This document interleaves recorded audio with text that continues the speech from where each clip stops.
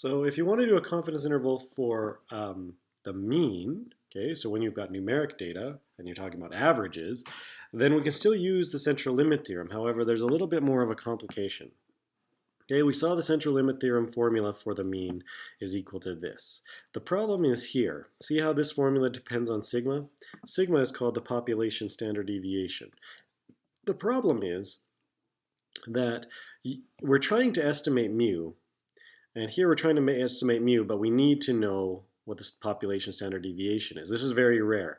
It's very unlikely that you will know the population standard deviation if you don't know the population average. Okay, in fact, you have to know the population average to calculate the population standard deviation. So here, that it's not very likely that you would have this. Instead, the best estimate for sigma that we have is S, is the sample standard deviation. So when you slip S in here instead of sigma, then the problem is that this is not really a Z distribution anymore. This is not based on the normal distribution. It's actually based on something called the studentized T distribution. Okay, so this is true. So we need to use a new distribution. Okay, when do we use it? If sigma is known, you're fine to use the normal distribution. If sigma is really known, if the question says you have sigma, then you're fine for this formula. If sigma is not known, which is very, very, very usually the case, then we'll have to use this new distribution called the T distribution. Okay, so here the idea is similar. Here's how to calculate sigma.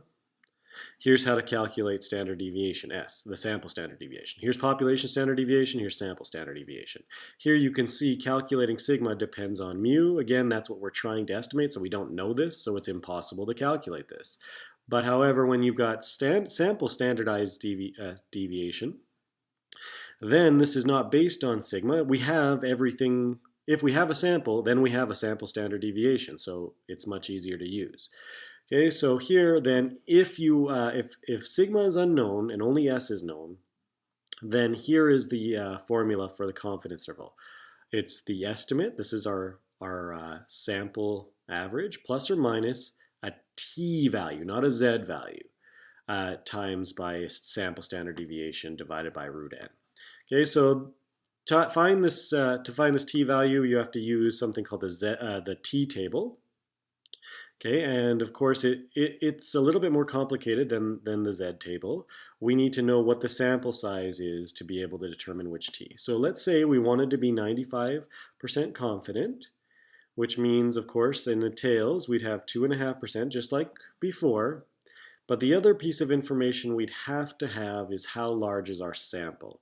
So let's say our sample size was 17, for example. Okay, so here, if I wanted to be 95% confident, I'd look up, here I need to look up 2.5% in the t-table, but I would also need to know that the sample size is 17, and therefore something called the degree of freedom, which is n minus 1. So 17 minus 1 would be 16. Then I can go to something called the t-table. Let me just zoom out a bit. This is called the t-table.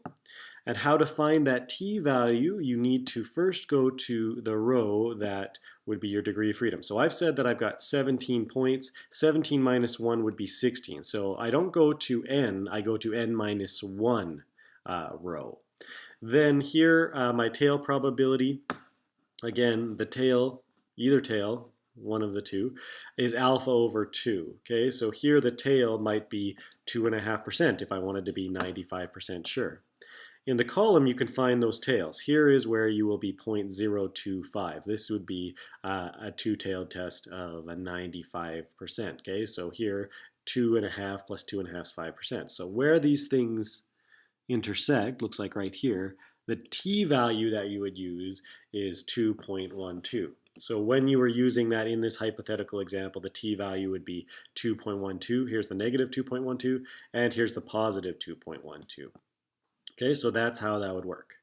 If sigma is known, okay, so here's the formula, the lower side and the upper side. Okay, if sigma is known, then you should still be using the z table, the normal distribution. We've already seen how to use that. Again, the nice thing about the z distribution is it doesn't matter what the sample size is. If it's bell-shaped, it's bell-shaped.